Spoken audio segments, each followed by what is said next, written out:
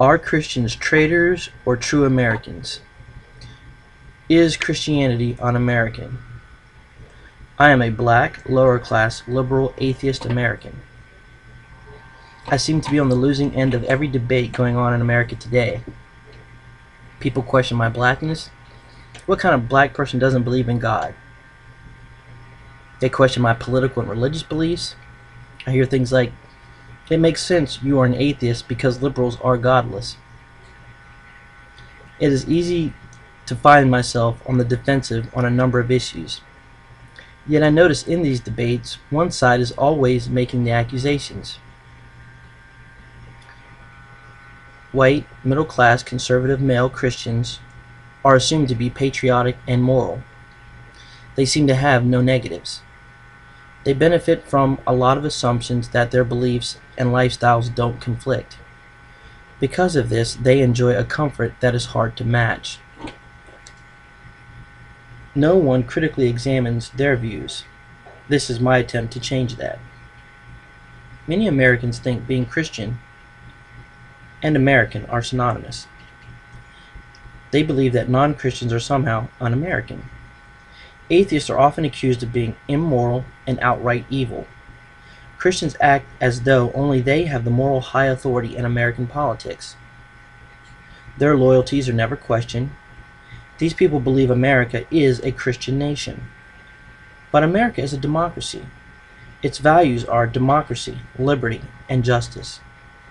My question is, can democratic values be at odds with Christian values? Early Americans fled from Europe due to religious persecution. They came here believing this was their new promised land, in a biblical sense. The Puritans decided to live strictly according to the Bible, as the children of Israel. That their version of the faith was the only true version. Many who came here from Europe had similar notions that they knew the right and only path to God. Any deviation was met with harsh penalties, some even included death. This fact is contrary to the notion we were established on the idea of freedom of religion. In order to attain the promised land, they felt justified in slaughtering the natives of this land and enslaving the natives of another land to achieve this goal. The question is, what would a Christian nation look like? A Christian nation would have no need for a standing army, because God would fight your battles for you. A Christian nation could pursue peace even if it made them vulnerable to their enemies. Even if this nation was defeated, it would not matter. St. Augustine said it best, what difference does it make what state a dying man lives? Because yours is the kingdom of heaven. Instead, such a nation would minister to the poor and infirm. Its citizens would not build up large stores of wealth in a fleeting world. That money could be used to take care of the poor and the sick. One thing we know is a Christian nation would not be run by a consensus of the people, as in a democracy, but instead by divine inspiration and the Bible. Christian values are not voted on because they are God's will, nor do they form a constitution. No contract with the people is necessary. Their earthly concerns do not matter. Reason has no place in paradise either. They had the Bible, and that is all you need. A Christian's first loyalty cannot be to a contract or to civil authority, but to their faith. For the Christian, an ideal society is one that submits to God's will. Does this sound familiar? Don't Muslims say the same thing? Many of them live in theocracies. Is this what we want? Living according to the Bible means subjugation of women. Women would not be able to vote nor divorce their husbands. Women would have to submit to the will of their husbands. and wives could be beaten and even killed for infidelity. They would be the property of their fathers or their husbands. Slavery is acceptable according to the Bible. One part of the population could own another part of the population. This is an endorsement of the strong over the weak. This is not an American democratic ideal. Slaves would be forced to endure labor without pay or benefit. Not only this, but their progeny would also be owned by their masters. Their children could be ripped from their mother's bosom. Any protest on the parents' part could end in the lawful murder of the parents. There were many Christians who stood against the changes that allowed us as a society to progress beyond such primitive barbarism. These people stood in the way of both progress and liberty. Let's look at our current political issues. Many interpret the Christian Bible's view on homosexuality as an abomination and the ruin of any society. That to give them equal rights is the sign of the end of times.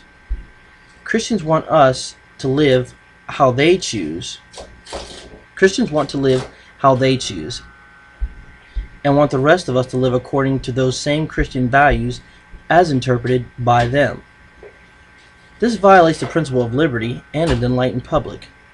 Both are necessary for our democracy to work. Christians hold the scriptures above the Constitution and above civil rule of law.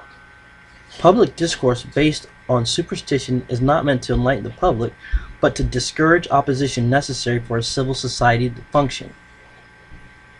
This has led to totalitarian regimes in the past. Christians use tools inappropriate for the public arena: fear, guilt, and appeal to the ultimate, unquestionable authority to influence local and national politics. Their loyalty is not to the Constitution or its citizens, but instead to a delusional faith in the improvable. How can we trust the people who desire to bring about the end of the world and the end of democracy? The Bible tells them they cannot serve two masters. They cannot serve both the Bible and the Constitution equally. Christians fled from religious persecution in Europe only to institute one in their own favor. They could not see the hypocrisy of their actions that led to the Revolutionary War. They fought for their freedom while denying it to others. This continued arrogance led to the Civil War. From this perspective, the problem with American democracy might very well be its Christians.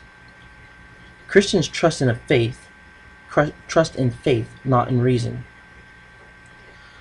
They would have us return to our Christian heritage, the same ones that violate American democratic principles.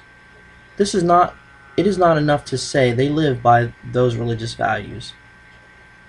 They want us all to live according to their delusion that the world was better 2,000 years ago, that some desert savages knew better than we on how to live. This we cannot allow. Christians see societal ills as having a demonic origins and therefore supernatural solutions. If you disagree with their religious rhetoric, it is because you are the spawn of the devil and hellbound. The problem with early America is not to be found in its democratic roots, but in its Christian ones. Christian, anti-democratic, pro-slavery, genocidal, misogynist traditions led the country astray from its democratic principles early on in American history. Our history is ripe with what happened when Christian values are put before democratic ones. A lot of the problem with early America can be traced to its Christian origins. Only by overcoming limitations of religion have we progressed to become the nation we know and love today. The Constitution and the Bible are not synonymous, they are contradictory. The Bible is clearly opposed to democratic principles that this nation is founded on.